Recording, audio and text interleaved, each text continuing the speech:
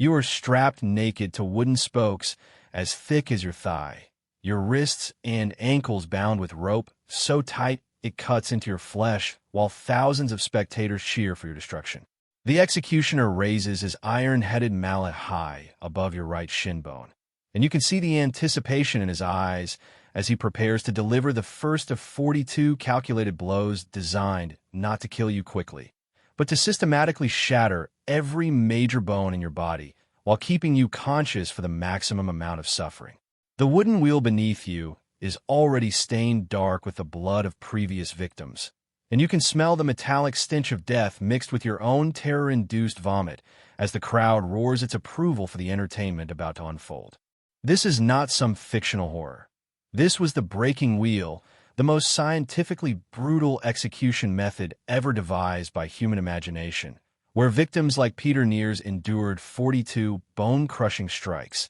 and still lived for days afterward, and where Chrisman Junipertainga remained conscious and screaming for 9 full days while crowds gathered daily to watch his agonized writhing as a festival of systematic human destruction. The breaking wheel represented the pinnacle of medieval judicial sadism, a torture device so methodically cruel that it transformed execution from mere death into an elaborate public spectacle of systematic bone destruction that could extend human suffering for over a week while maintaining the victim in a state of conscious agony that defied every natural instinct for survival. What we are about to explore challenges every sanitized understanding of medieval justice, revealing instead a legal system that had elevated torture to a precise science, where survival time was carefully calculated, pain was methodically amplified, and death was deliberately delayed to maximize both punishment and public entertainment. The historical records, contemporary accounts, legal documents, and archaeological evidence paint a picture of organized cruelty so comprehensive that it redefined the very boundaries of human endurance, while serving as the cornerstone of social control for an entire civilization built on systematic brutalization. Before diving into these forgotten stories of survival and suffering, if you enjoy learning about the hidden truths of history, consider hitting that like button and subscribing for more content like this. And please comment below to let me know where you are listening from. I find it incredible that we are exploring these ancient stories together from different parts of the world, connected across time and space by our shared curiosity about the past. The stories we are about to uncover have been sanitized by centuries of historical revision, but the brutal reality demands acknowledgement. The breaking wheel was not simply a torture device, but a carefully engineered instrument of psychological warfare designed to demonstrate the absolute power of medieval authorities through the complete destruction of human dignity in the most public and prolonged manner possible. Archaeological evidence from across Europe reveals wheels constructed with mathematical precision, featuring spokes positioned at exact intervals to ensure optimal bone fracturing, drainage channels carved into the wood to accommodate blood flow, and iron reinforcements designed to withstand the repeated impact of heavy mallets without breaking themselves. Contemporary legal documents from the Holy Roman Empire describe the wheel as a mirror punishment, specifically designed to reflect the severity of crimes against social order, with detailed instructions for executioners that read like surgical manuals in their precision and attention to anatomical detail.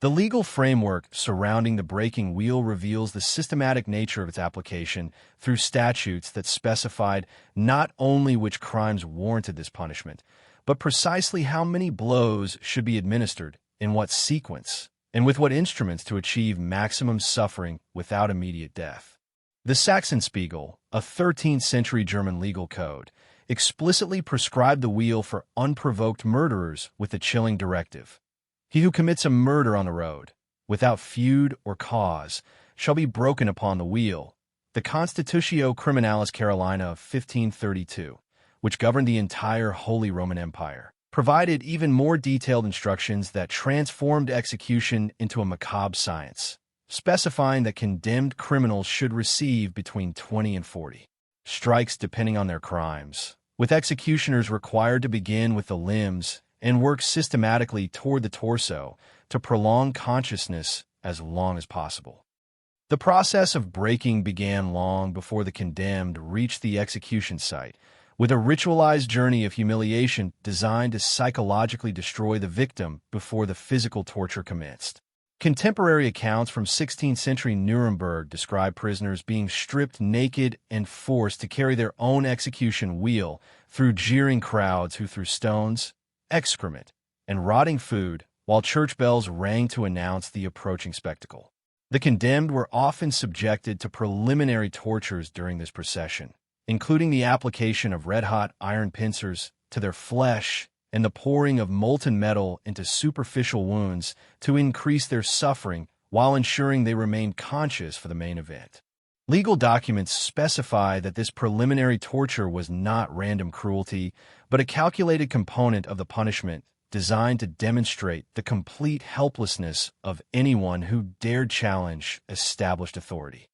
The construction and operation of the breaking wheel reveals the systematic nature of medieval brutality through engineering specifications that prioritized prolonged suffering over efficient execution. Wheels were typically constructed from seasoned oak or beech wood, measuring 6 to 8 feet in diameter, with 8 thick spokes radiating from an iron-reinforced hub that could support the weight of a human body while withstanding repeated blows from heavy mallets. Archaeological excavations have uncovered execution wheels with precisely carved drainage channels that allowed blood and other bodily fluids to flow away from the victim, preventing them from drowning in their own fluids and thus extending their survival time. The spokes themselves were positioned at calculated intervals that corresponded to major joints and bone structures, allowing executioners to target specific anatomical points for maximum bone fracturing with minimal immediate damage to vital organs.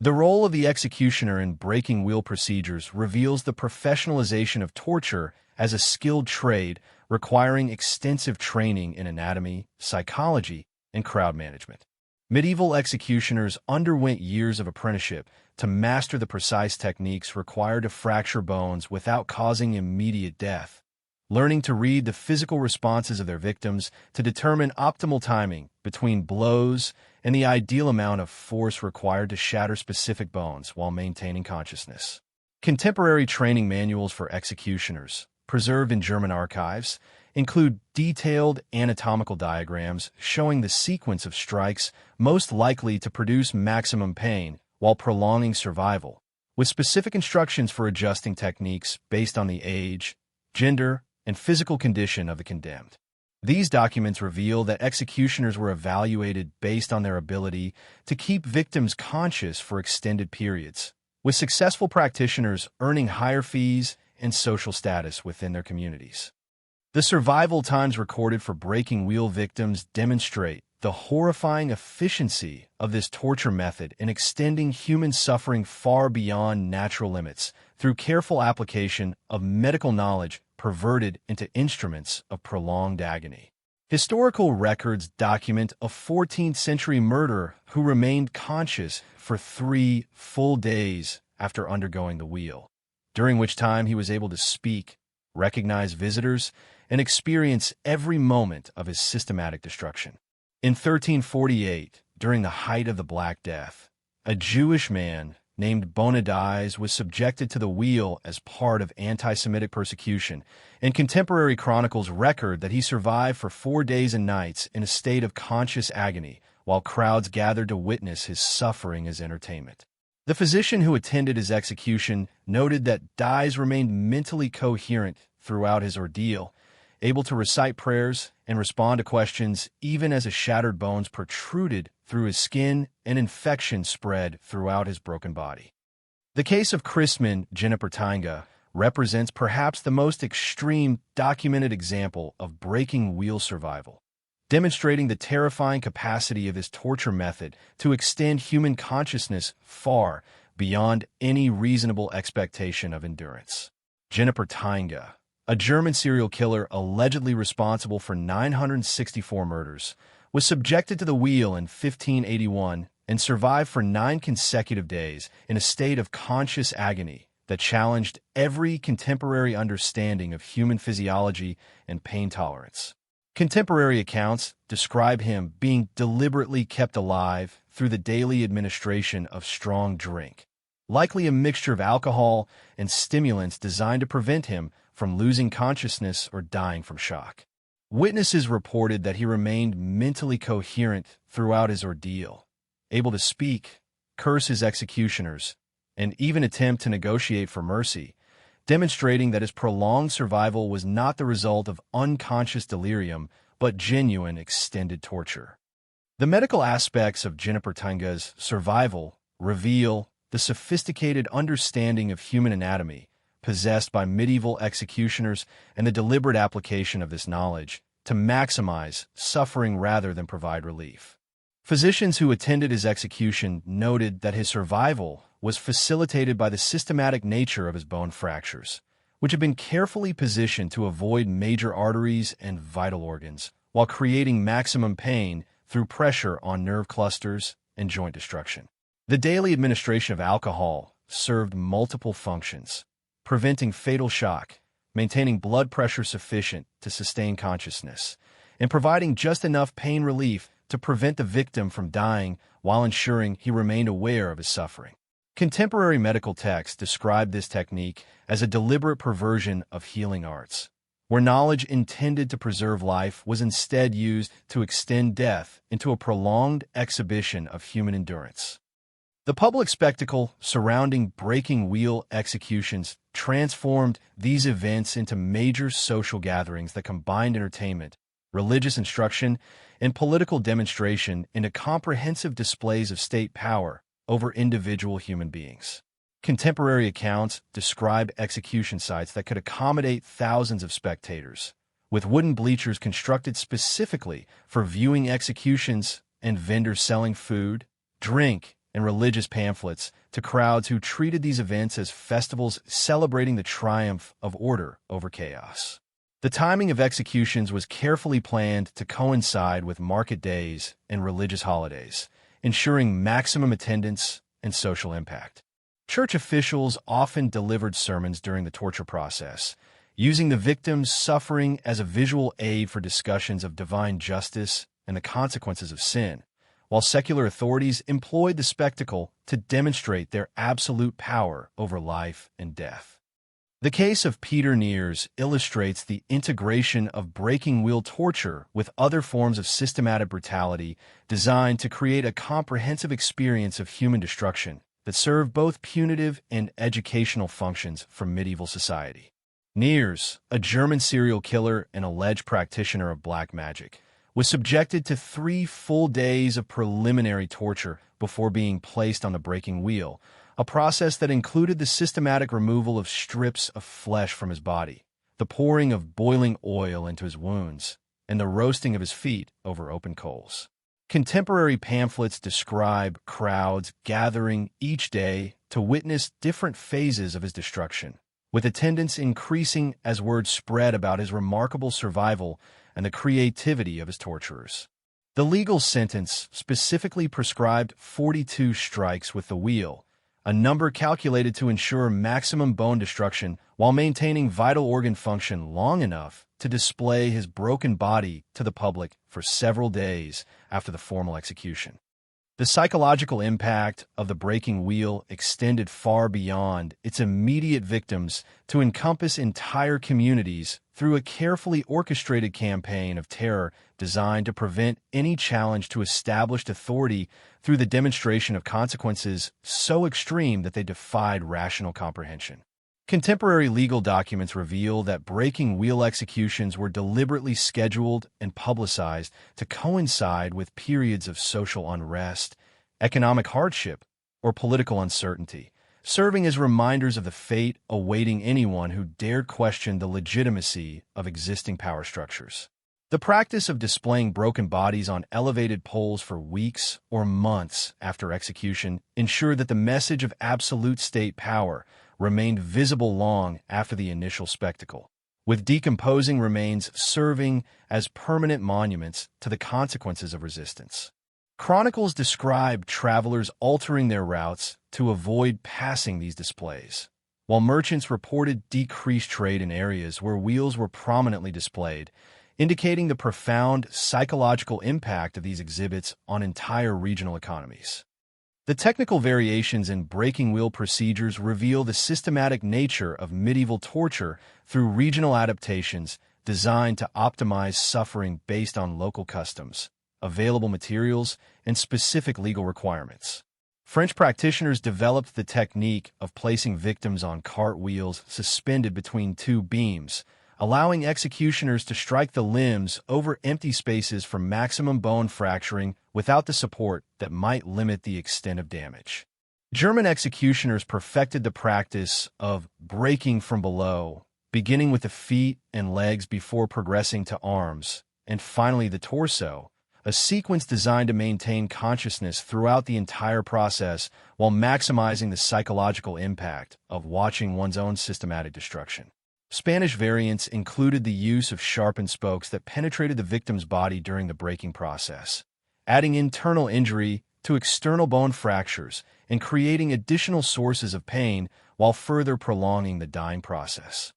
The economic dimensions of breaking wheel executions reveal the commercial infrastructure that developed around systematic torture, transforming human suffering into a profitable enterprise that supported entire sectors of medieval urban economies. Contemporary municipal records document the substantial costs associated with wheel construction, executioner fees, crowd control, and site maintenance, expenses that were often offset through the sale of viewing privileges, vendor permits, and confiscated property from the condemned. Executioners commanded premium fees for breaking wheel procedures, earning significantly more than for simple beheadings or hangings due to the technical skill required and the extended time investment needed to properly conduct the torture. Some cities constructed permanent execution theaters with tiered seating and elaborate scaffolding designed specifically for wheel executions, investments that were justified through increased attendance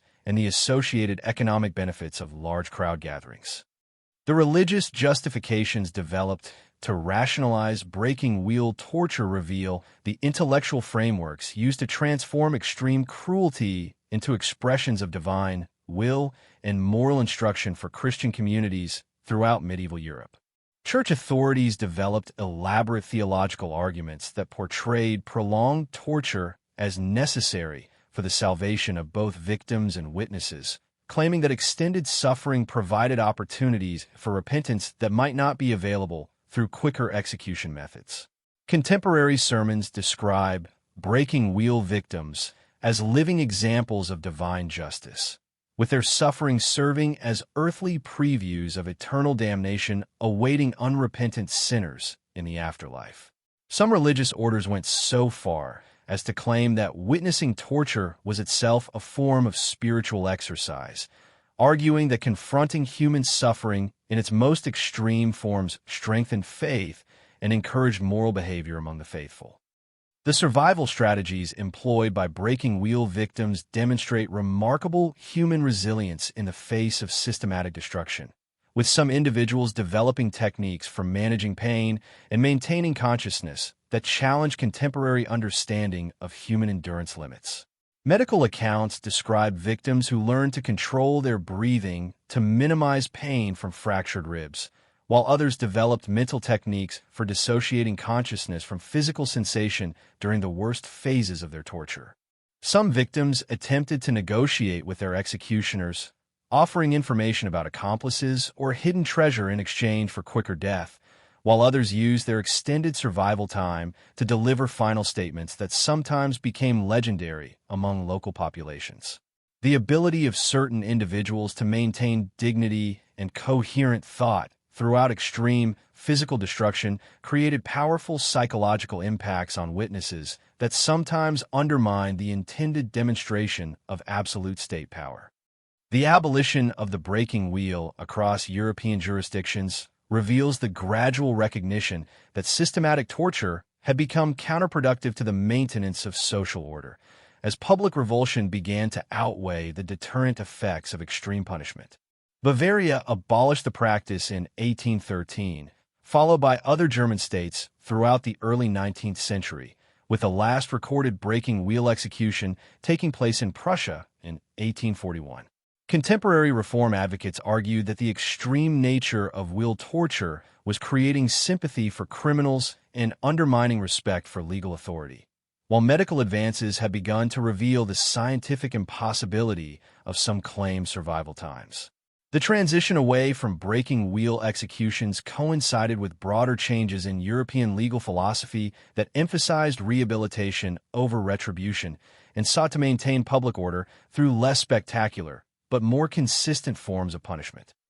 The archaeological evidence for breaking wheel torture continues to provide new insights into the systematic nature of medieval brutality through physical remains that confirm and expand contemporary written accounts. Recent excavations in Milan uncovered the skeletal remains of a young man from the 13th or 14th century whose bone fractures exactly match the pattern described in breaking wheel procedures, with symmetrical breaks to all major limb bones and evidence of survival long enough for initial healing to begin before death. Forensic analysis revealed that his injuries were inflicted with precisely calculated force designed to fracture bones without causing immediate death, while the positioning of breaks corresponds exactly to the spoke placement described in contemporary execution manuals. These findings provide physical confirmation of written accounts that historians had previously questioned, demonstrating that even the most extreme descriptions of medieval torture were likely based on actual practices rather than literary exaggeration.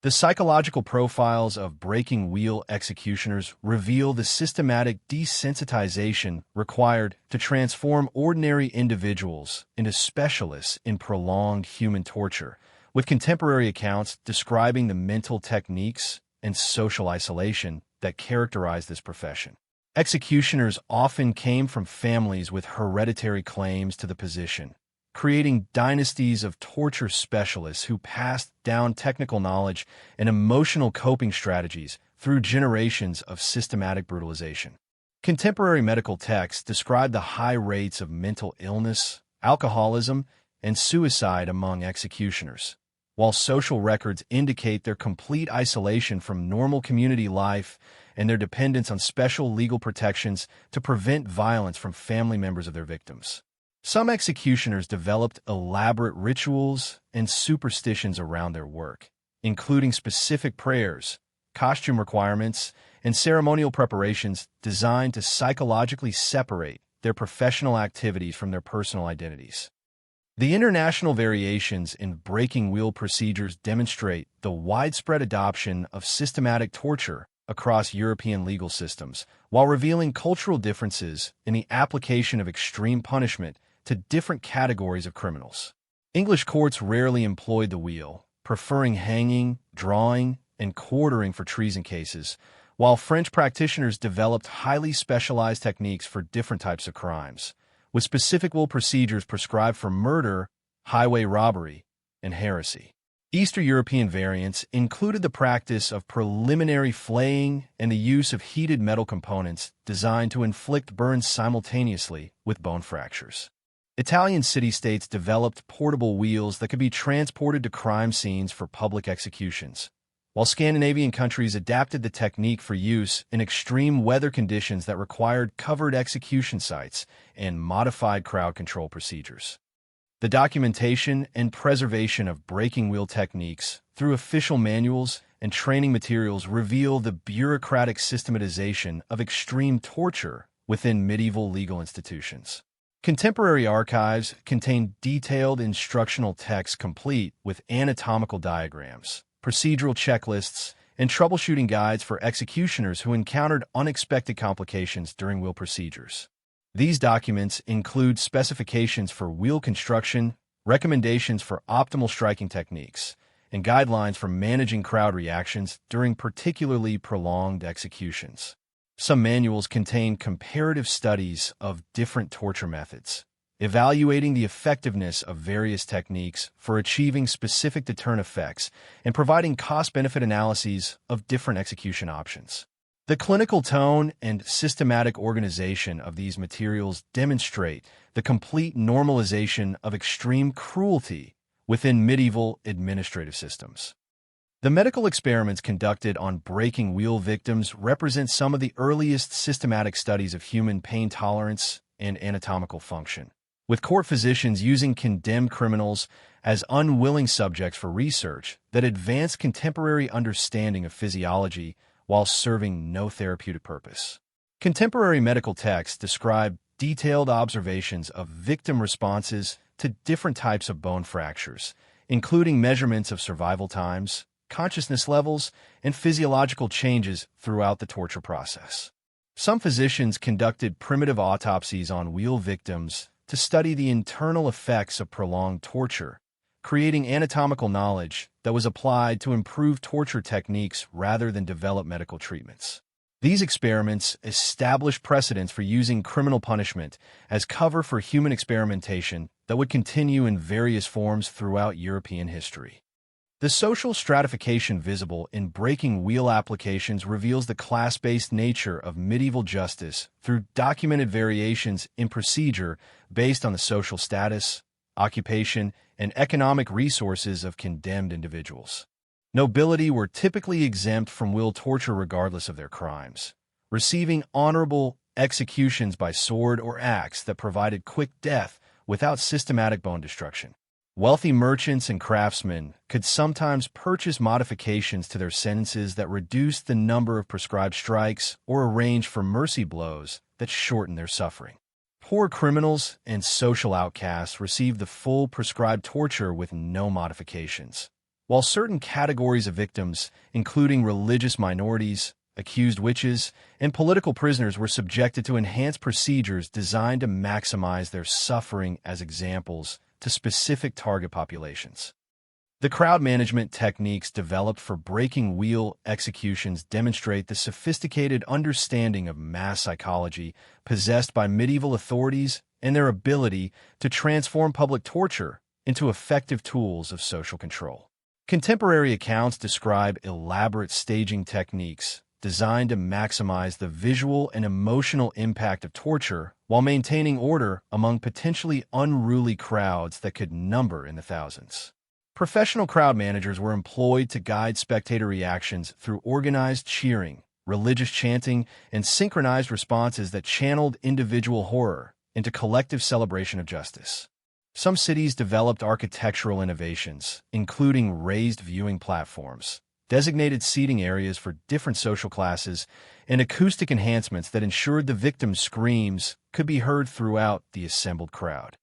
The preservation of breaking wheel implements in museums and private collections provides tangible evidence of the systematic nature of medieval torture, while raising contemporary ethical questions about the appropriate display and interpretation of instruments designed for human destruction. Several European museums maintain collections of authentic execution wheels with documented provenance and detailed histories of their use in specific cases, creating opportunities for historical education while potentially glorifying extreme violence. Archaeological discoveries continue to uncover additional examples of torture implements, including wheels with unique regional modifications and specialized tools designed for specific phases of the breaking process. Conservation efforts have revealed construction details invisible to historical observers, including hidden mechanisms for adjusting wheel positioning and specialized restraint systems designed to prevent victim movement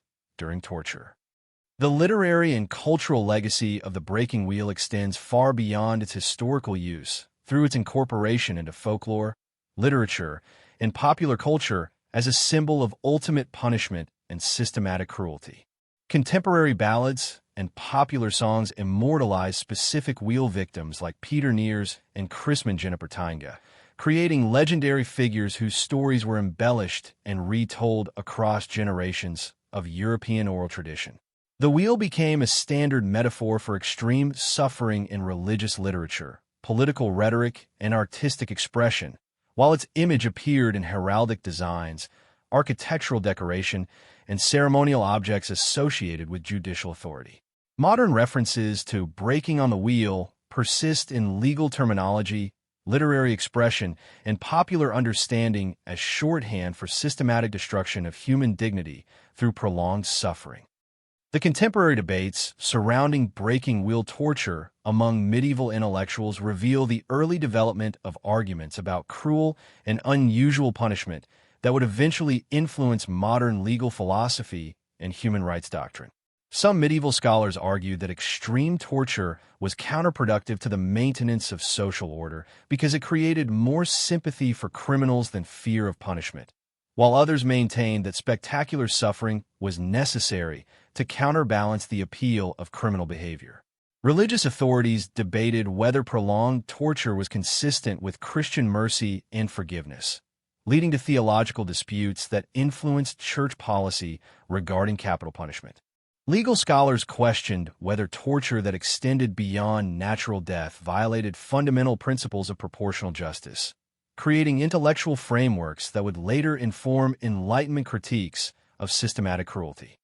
The medical knowledge gained through breaking wheel torture contributed to advances in anatomy, surgery, and pain management that were achieved through systematic observation of human suffering rather than therapeutic intervention or scientific research conducted with proper ethical safeguards. Contemporary physicians gained detailed understanding of bone structure, joint function, and nervous system responses through their attendance at wheel executions, knowledge that was later applied to legitimate medical practice despite its origins in systematic torture. Some doctors developed techniques for managing extreme pain and treating massive trauma that proved useful in treating accident victims and war casualties, creating ethical dilemmas about the appropriateness of using knowledge gained through deliberate cruelty. The detailed anatomical observations recorded during wheel executions provided data that influenced medical education and surgical technique for centuries, raising questions about the complicity of healing professions in systematic human destruction. As we return to that wooden wheel where our journey began, the iron mallet raised above your shattered limb was not an instrument of simple execution, but a carefully calibrated tool in the most systematic program of human destruction ever devised by medieval civilization. The crouched shears that filled your ears were not random expressions of bloodlust, but orchestrated celebrations of a legal system that had transformed torture into both entertainment and education for entire communities. The 42 calculated blows that awaited you were not arbitrary violence, but precisely measured applications of force designed to maximize your suffering while extending your consciousness far beyond any natural limits of human endurance. The historical records, contemporary accounts, and archeological evidence leave no doubt that the breaking wheel represented the pinnacle of systematic cruelty, combining medical knowledge, engineering precision, and psychological manipulation into an instrument of torture so comprehensive that it redefined the boundaries between life and death while serving as the ultimate expression of state power over individual human dignity. Yet the remarkable courage and resilience displayed by victims like Peter Neers, Chrisman Juniper Tainga, and countless unknown individuals who endured this systematic destruction also demonstrates the unbreakable human capacity for maintaining dignity and consciousness even in the face of deliberate efforts to reduce them to objects of public entertainment and political control.